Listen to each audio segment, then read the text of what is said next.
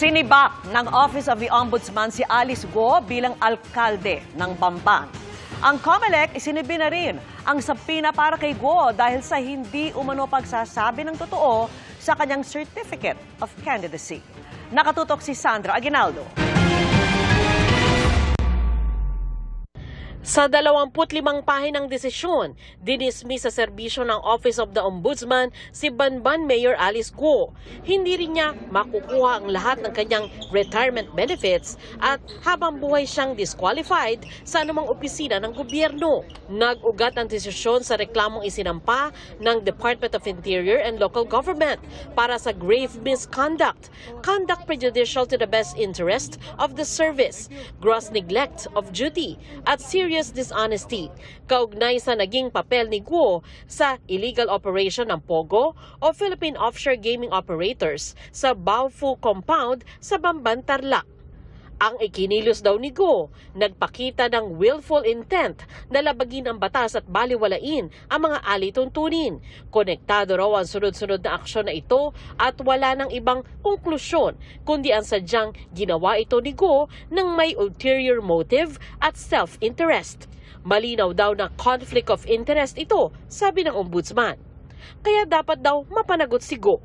Sinusubukan pang kunin ng GMA Integrated News ang panig ng kampo ni Guo.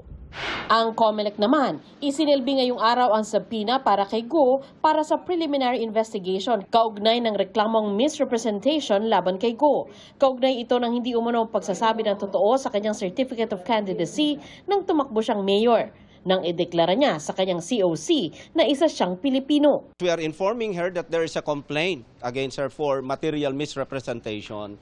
Kaya napaka-importante itong proseso na ito because it is the right of every citizen to be informed of the nature and cause of the charge against him or her. Unang tinungo ang sinasabing farm ni Guo sa Bamban, Tarlac. Opo, magandang umaga po. Pulis po. Bamban Police Station po. Matapos ang ilang ulit na pagkatok sa gate, pinagbuksan sila ng isang katiwala. Kami ay representative ng COMELEC Region 3 at saka galing tayo sa main office si Attorney Albert Rodriguez. Kinatawan ng COMELEC Central Office namin, magpa-serve kami ng summons kay Mayor Alice Guo. Ano ba ang katungkulan mo dito? Caretaker lang po ako dito, sir. O, Tigalianis lang po. Pero sabi niya, hindi siya otorisadong tumanggap ng sabina. Kaya iniwan na lang ng COMELEC ang kopya ng sabina sa katiwala.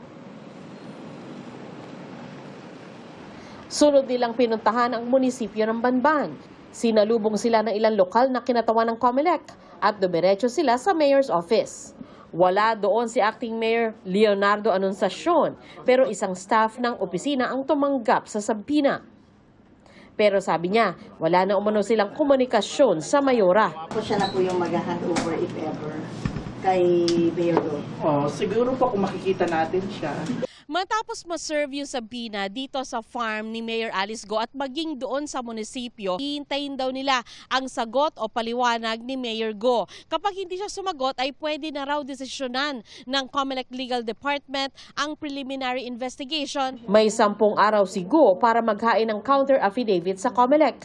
Matatanda ang hindi nag-file ng counter affidavit si Guo sa reklamong human trafficking sa Justice Department.